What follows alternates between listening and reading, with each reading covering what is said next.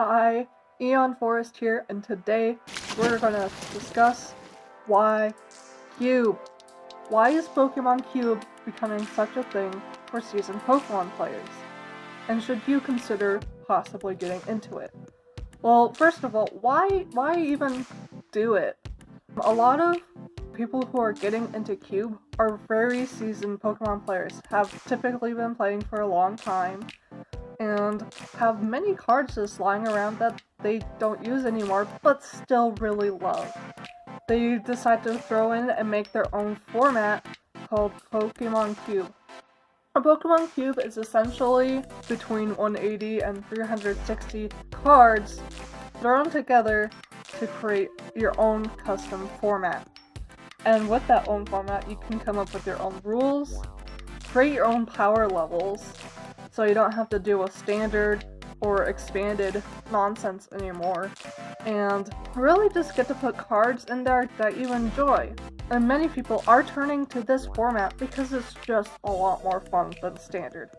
Standard, you always have to pay an arm and a leg to keep up with, and expanded, since it hasn't been updated since like X and Y, has deteriorated into standard plus broken cards. So it's not really that much of a different format. And Legacy, though Legacy exists, as soon as we go to TCG Player Live, it is going to be gone. So there will be no more Gen 4 content to play on online either. So I feel like that is what is pushing many people to go to Cube, because then they can curate their own formats and play the game with all the amazing cards that have come out over time, the way they enjoy playing the game most, without having to compromise. Cube also is a very interesting format because it really pushes your deck building and card choice. So in Cube, each cube with all of its cards, excluding basic energies, are made into packs that are then divided up amongst the players, and each round consists of players picking up the first pack, choosing one of those cards, and then passing it around to their neighbors. And from each card you choose, you create a deck. So Cube really pushes people's choices of trying to decide what cards are good, especially for the Cube itself. So like analyzing a custom metagame, and also creating decks really fast and learning how to get those units to create somewhat decent decks from the limited card pool that they are forced to work with. And I find that very fascinating and enjoyable. In a sense, it's kind of similar to build and battle decks. It depends on people how they set up their cubes. Sometimes you'll start, like in building battle kit, you'll start with a preset pack of cards. So how modern build and battle decks are, you have these mini like starter decks, and then what you pull from packs, you can add to strengthen those. But in Cube, the packs are curated so they're all to the similar play level as well. Because Pokemon is built to collect first, like the packs are more for collecting than building. So Cube kind of fixes that and approaches a place where players can have an experience of getting that random element, choosing cards, and then building a deck and playing that deck. It's a really fun experience. And cubes are really great because of that element of control. Our cube that we're working on is nowhere near completion. It is built around a metagame with 0 discard trainers, and instead focusing on cards like Copycat and Rocket's Admin, and draw 3 cards like Hop. And that creates a very different metagame than like standard, and it creates a very slow one, especially with the power level we're choosing, sticking around Gen 3, Gen 4 cards in general. So there's a lot of reasons to be interested in Cube.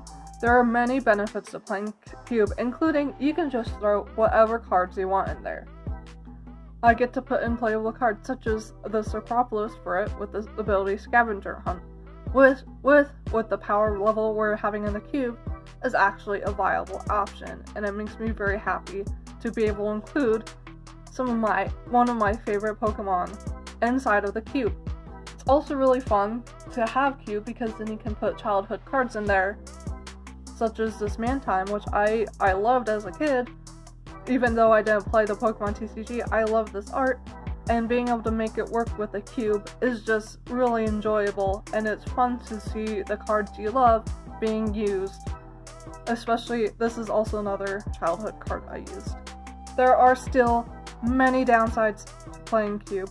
The first one being its ginormous price tag. If you don't have a huge library of previously owned cards which you have spent money on, it can be a very daunting task to start your own cube.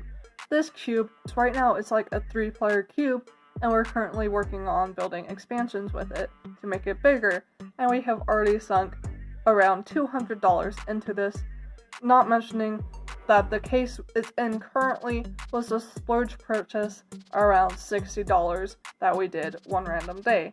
Having a cube is pricey, and one of the big parts of it is trying to have sleeves that all the cards in that are matching. So I have to buy multiple copies of sleeves, usually in pretty good condition because you like the cards and you want to keep them in good condition, so you get high quality sleeves, and that is not an easy or cheap expense. So that is the biggest downside of playing cube. The other downside is finding people who are willing to spend the time doing cube with you. So unless you have a fairly big friend group who are willing to do this, it's not necessarily the best or wisest investment. So the question comes to, should I cube? And the answer is, it really depends on if you think this is a good fit for you. So practicing going around, like watching people like Omnipoke, he's one of the biggest cube YouTubers who does discussions and plays around with different cubes, and watching drafts and seeing if that's something that is interesting to you. As well as looking around on Cube Koga, see what other people are doing for cubes. Are Anno with the special rule really interesting? Play virtual versions of Cube before you commit to the big thing.